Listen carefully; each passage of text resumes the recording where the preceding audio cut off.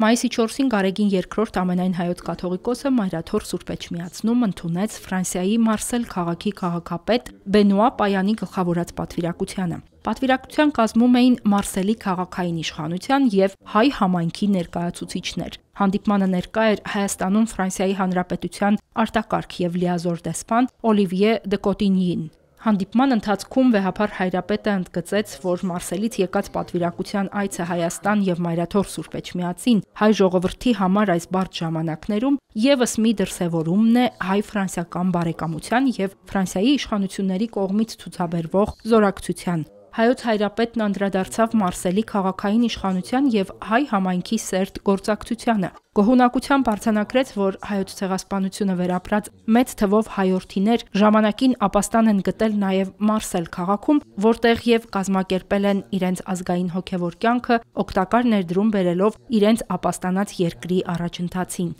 Իր հերթին Մարսելի քաղաքապետ Բենուա Պայանը շնորհակալություն հայտնելով Նորին Սրբությանը ընդունելության համար անդրադարձավ հայ-ֆրանսիական պատմական առնչակցություններին, կարևորեց տեղի հայ համայնքի եւ ազգային կազմակերպությունների ներդրումն ու շարունակական ներգրավվածությունը քաղաքի զարգացման գործում։ Քաղաքապետ Պայանը նաեւ հավաստիացրեց հայոց հովվապետին, որ անհրաժեշտ ջանքերը կգործադրվեն հայ ժողովրդի առջև ծառացած մարտահրավերների հաղթահարման ուղղությամբ։ Էրմինե Հակոբյան, Վրամ Խանամիրյան, Եկեղեցական կյանք։